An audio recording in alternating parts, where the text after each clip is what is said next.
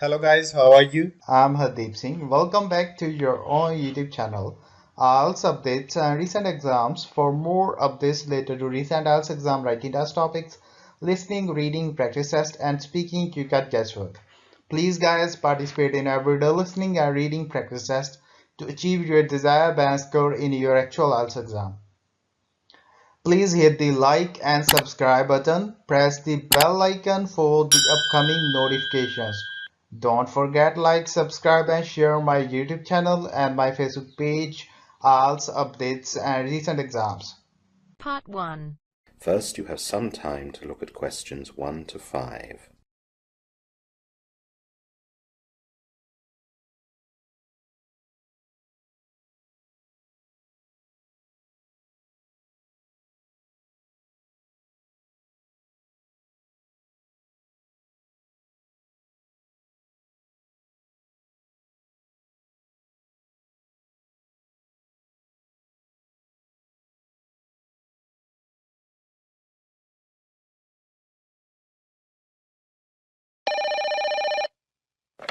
Good morning, the writing school. Can I help you? Oh, hi. I'm ringing about the online writing courses you advertise on the internet. Yes. Would you like me to send you a brochure? I would, but I also have some questions. Okay. Well, let me take your details first, and then I can deal with the questions after that. Okay. I just need to fill out this form. So, can you give me your first name, please? Yes, it's Alex. That's great, Alex. And what's your last name? It's Sakdeva. Okay, can you spell that for me? Yes, it's S-A-C-H-D. Is that P? No, D-E-V-A. Okay, I've got that. Now can you give me your address? Well, I'm staying with friends at the moment, but I'll be in my new flat in Preston next week. Well, perhaps the Preston address is best. Okay, so that's flat 4A, 396 New Valley Road. New Valley Road. Yes, that's right. Okay, that's great. And we know the town. That's Preston. Yes. Do you know what your postcode will be there? Oh, I think I've got it somewhere on a piece of paper. Let me see. Yes, here it is. It's BN6 3BZ. BS? No, BZ. Right.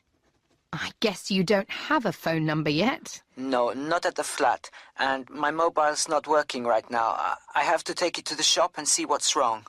Oh, I hope it's nothing serious. Well, it's new, so it should be all right. You could give me the number anyway, for the future. Yes, okay. It's 0787 345077. That's 354077. No, 345. Oh, thanks. I'll note that your phone is not working right now. Okay, thanks. Now, the last thing I need is an email address. Okay, it's alex7@ptu.com. That's my personal address. ptu.com. Fine. Now, as you're moving, I'll put something in the message box so that the brochure doesn't come too early. Yes, could you do that? I'll put deliver brochure next week. Oh, that's great. Now, what would you like to do about... Before the conversation continues, you have some time to look at questions 6 to 10.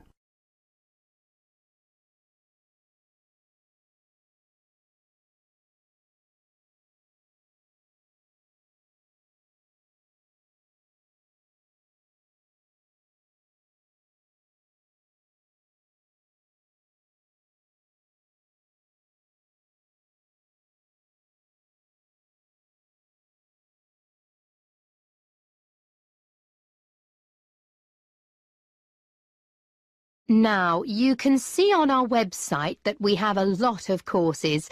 What are you interested in doing? Well, I don't want to publish anything. I just want to raise the standard of my own writing. Yes, it depends on whether you want to, write creatively or for fun. We also have fiction writing. That includes writing children's stories. Well, I work in an advertising agency, so I'd like to write better so that, well, I'd like my salary to rise. Okay, so we can send you our brochure for business writing. And if you think it'll be right for you, then you can enroll. Great. What happens after that? Then we send you the course pack. What does that contain? You get some books that will help you with your writing skills, an audio course on CDs and instructional DVDs to watch, and some lesson texts to read. Okay. What if I change my mind? Well, you can send the materials back to us. You have 21 days to decide, and we'll refund your fees within that time. Oh, that's quite good. I see. So the enrollment fee includes the course materials? Yes, it does. For all our courses. So are there different fees for different courses? Yes, at the moment, your course is... Let me see. They've just raised the prices. It was £340, but I think it's £375 now. Yes, fees rose a month ago, I'm afraid, by 10%. Most of our courses are now between £300 and £400. Okay, that's not bad. So who will teach me? Well, before we decide that, you do your first written assignment. It's like a personal profile. So I write about things like my background and where I was brought up? No, it's the future we're interested in. Oh, okay. So what I want to get from the course and how it will help me to achieve my ambitions? That's right. We get a picture of who you are and your needs, and then we match you to a personal tutor who will teach you and work with you. That's a good idea. And how do I get that to you? Well, you send it in to us by post or through our website. What about lessons? There are 15 lessons altogether, and each one has an assignment. And what sort of feedback will I get? There's continuous online support, and part of that is a web-based facility for all the students on your programme to get together. Oh, so we can share ideas and things? That's right, with no need to go into a classroom or be tied to weekly schedules. Okay. Thanks. I think that's all my questions. Don't hesitate to call if you have any more. Okay. Thanks. Bye. That is the end of part 1. You now have half a minute to check your answers.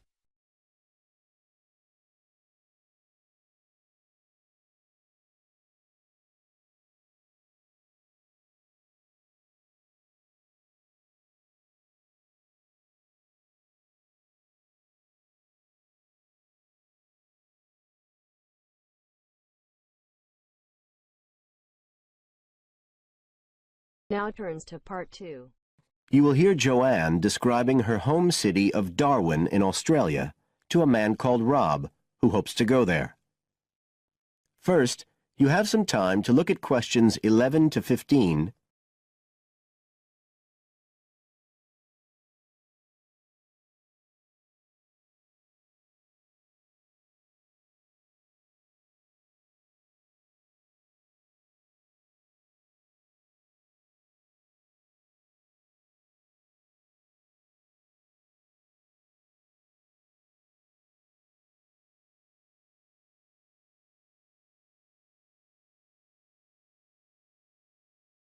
Now listen carefully and answer questions 11 to 15.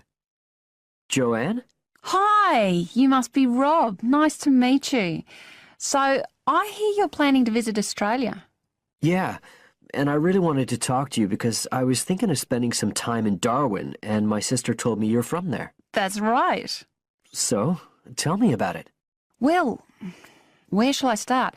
Well, Darwin's in what they call the top end, because it's right up at the northern end of Australia, and it's quite different from the rest of Australia in terms of cultural influences. In fact, it's nearer to Jakarta in Indonesia than it is to Sydney, so you get a very strong Asian influence there. That means we get lots of tourists. People from other parts of Australia are attracted by this sort of international cosmopolitan image. And as well as that, we've got the same laid-back atmosphere you get all over Australia, probably more so, if anything, because of the climate. But what a lot of the tourists don't realise until they get there is that the city's also got a very young population. The average age is just 29, and this makes the whole place very buzzy. Some people think that there might not be that much going on as far as art and music and dancing and so on are concerned because it's so remote. I mean, we don't really get things like theatre and opera in the same way as cities down in the south, like Sydney, for example, because of the transport expenses. But in fact, what happens is that we just do it ourselves. Lots of people play music, classical as well as pop, and there are things like artists groups and writers groups and dance classes. Everyone does something. We don't just sit and watch other people. You said it's very international? Yeah, they say there's over 70 different nationalities in Darwin. For instance, there's been a Chinese population there for over 100 years. We've even got a Chinese temple. It was built way back in 1887, but when a very bad storm, a cyclone in fact, hit Darwin in the 1970s, it was almost completely destroyed. The only parts of the temple that survived were part of the altars and the stone lions. But after the storm, they reconstructed it using modern materials. It's still used as a religious centre today, but it's open to tourists too, and it's definitely worth going to see it. Oh, and as far as getting around goes, you'll see places that advertise bicycles for hire, but I wouldn't recommend it. A lot of the year it's just so hot and humid. Some tourists think it'll be fine because there's not much in the way of hills and the traffic's quite light compared with some places, but believe me, you're better off with public transport. It's fine and not expensive. Or you can hire a car, but it's not really worth it. What's the swimming like? Well, there are some good beaches, but the trouble is that there's this nasty creature called the box jellyfish, and if it stings you, you're in bad trouble. So you have to be very careful most of the year, especially in the winter months. You can wear a lycra suit to cover your arms and legs, but I wouldn't like to risk it even so, personally. And there are the saltwater crocodiles too. I mean, I don't want to put you off. There are protected swimming areas netted off where you'll be safe from jellyfish and crocs, or there are the public swimming pools. They're fine, of course.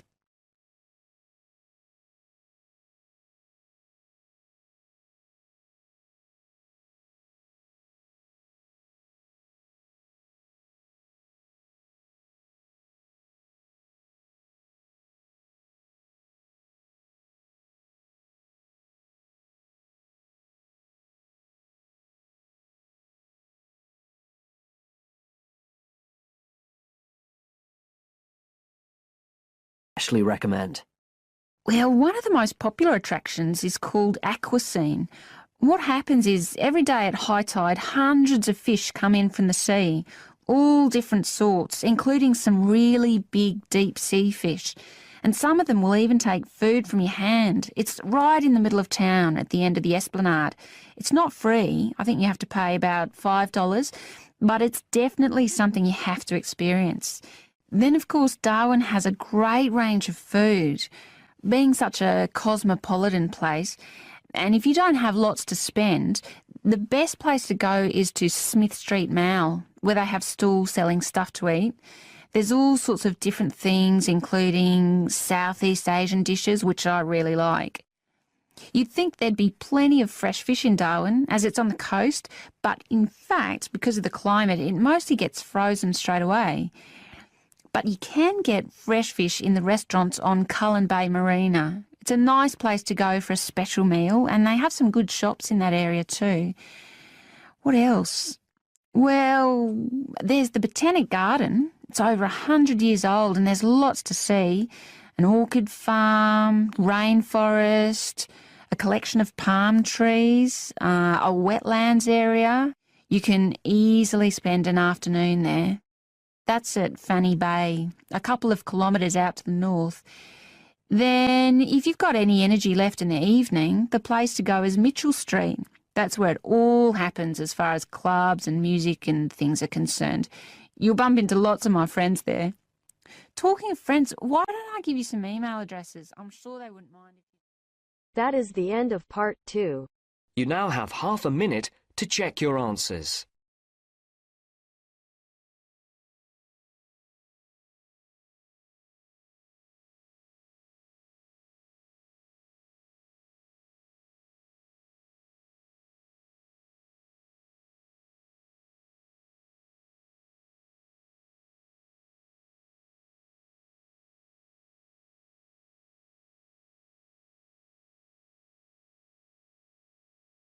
Now turns to part 3. You will hear 3 students on a media studies course talking about a film they are planning to make. First, you have some time to look at questions 21 to 26.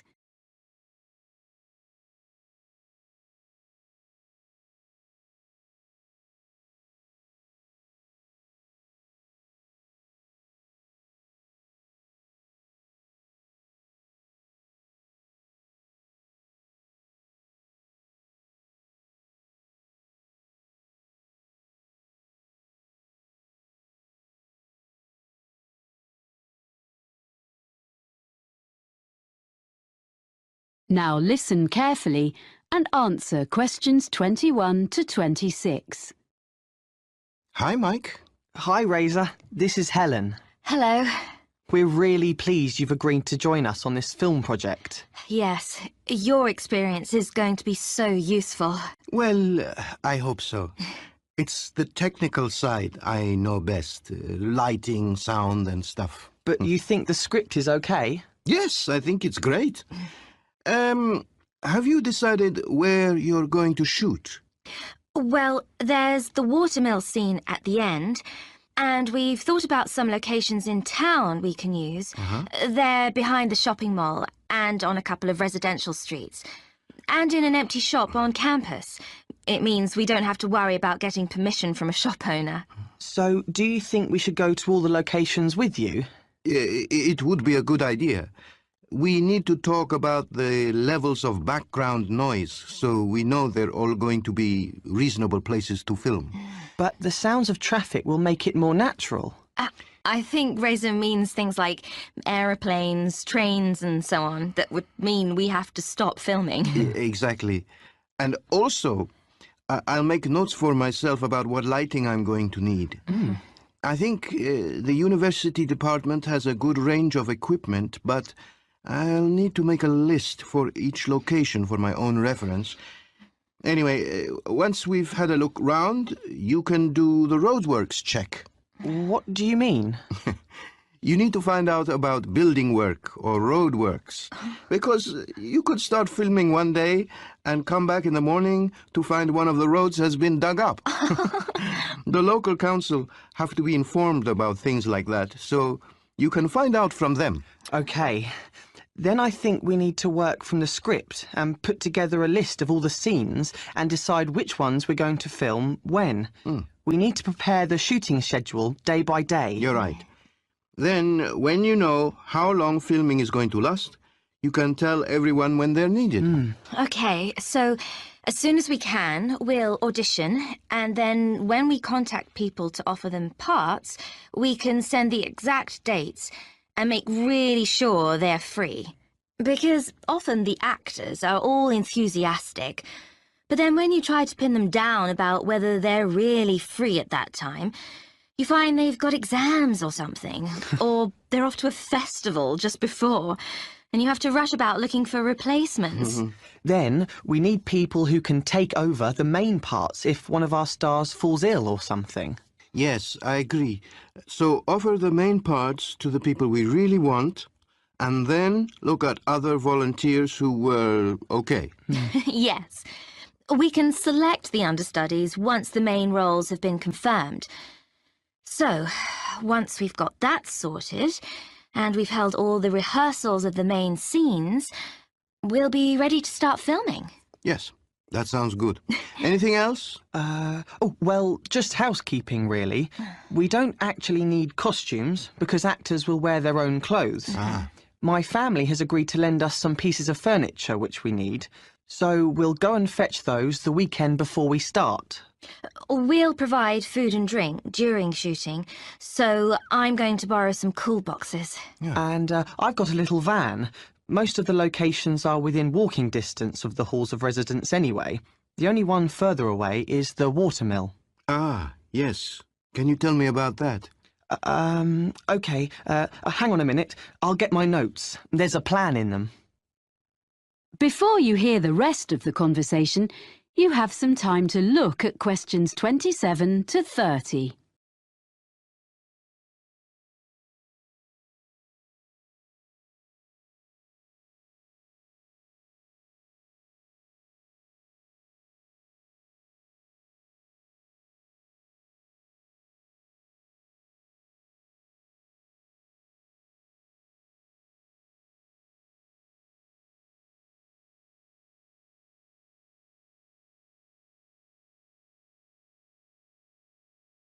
Now listen and answer questions 27 to 30.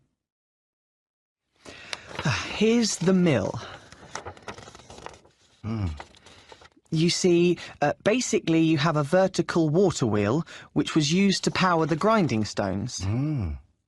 It sounds really interesting. Will we film inside? Yes, that's where the final scene between the girl and the man takes place.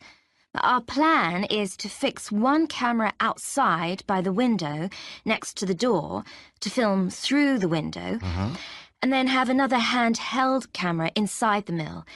That means we can get two views of the same scene.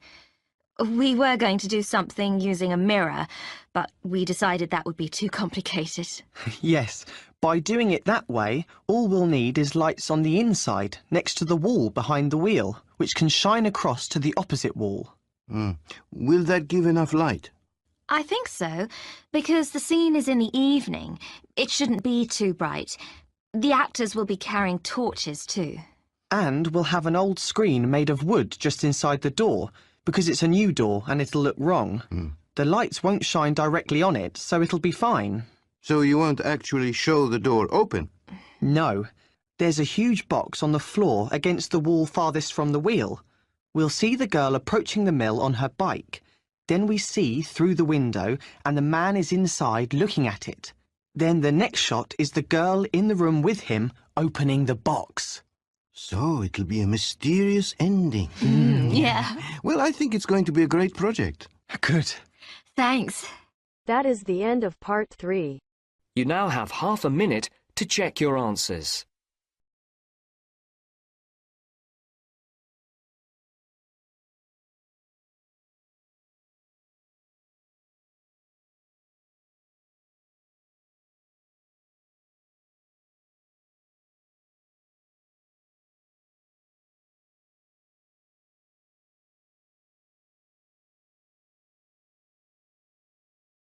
Now turns to part 4. You will hear part of a lecture about exotic pests given as the introduction to a course on ecology and environment. First, you have some time to look at questions 31 to 40.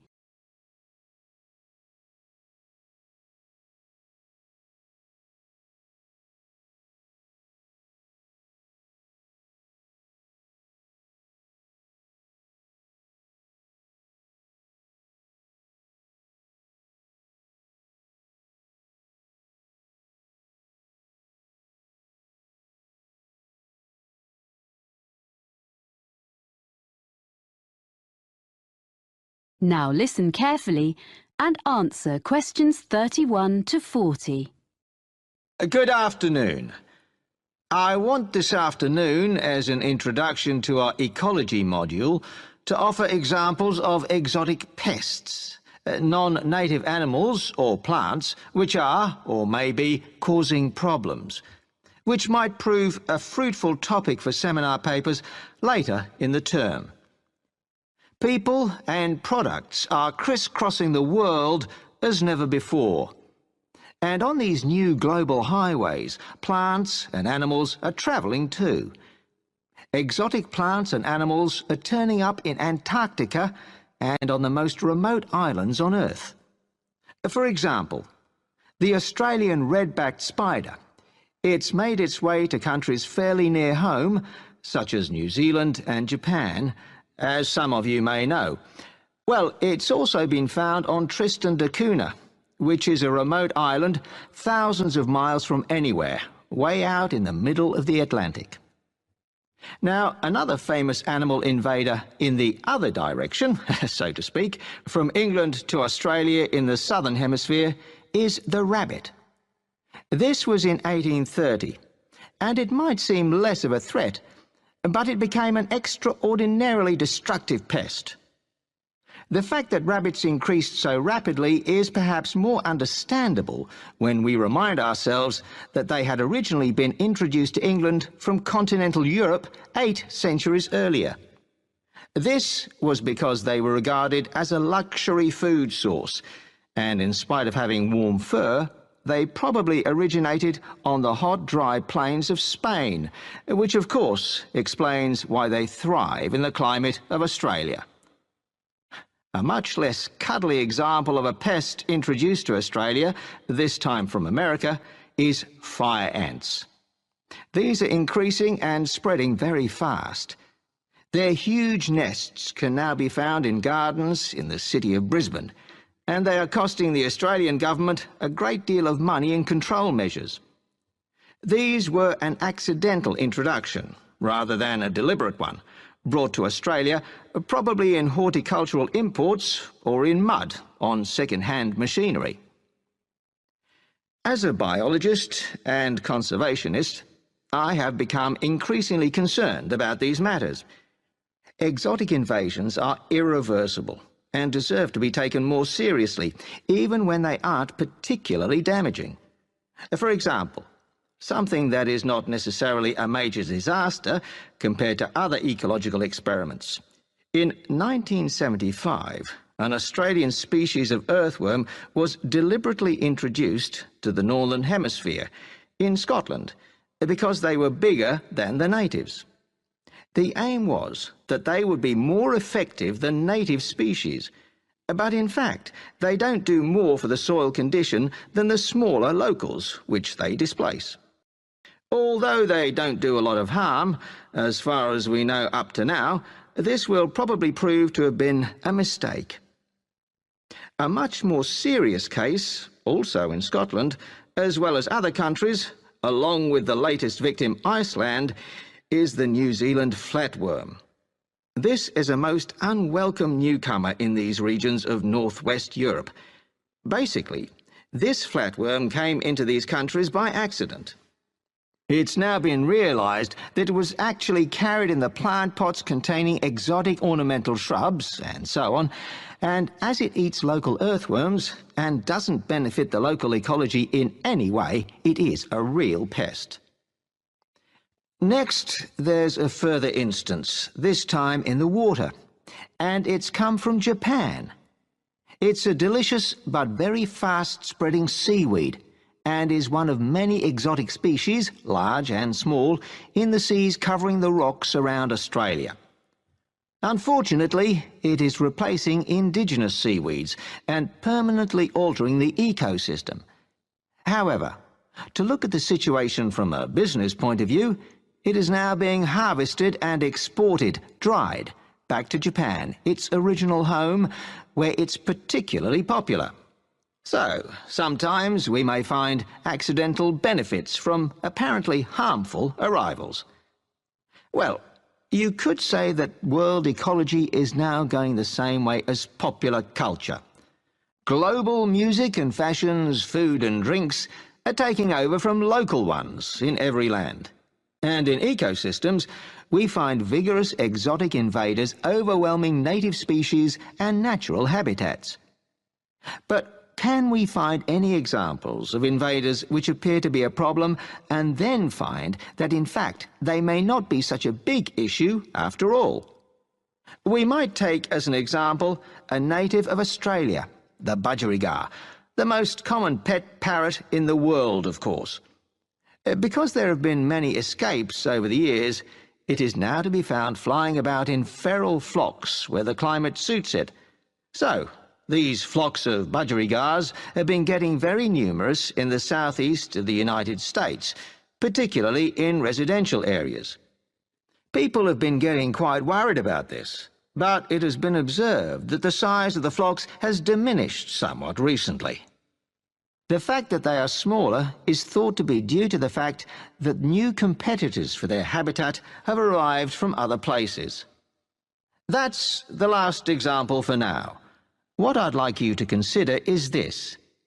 Is the planet Earth moving towards a one-world ecosystem? How far would it be a wholly bad development? That is the end of part 4.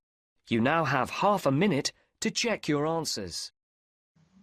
So guys, don't forget like, subscribe and share my YouTube channel and my Facebook page, IELTS updates and recent exams. For more updates related to recent IELTS exam writing test topics, listening, reading, practice test and speaking, you got guesswork.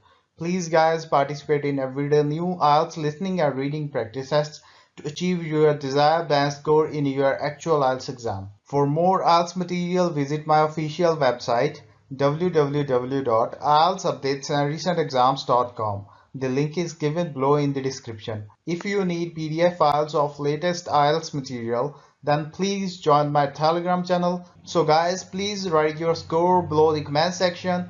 Again, thanks for listening. God bless you all guys. Stay tuned, stay safe.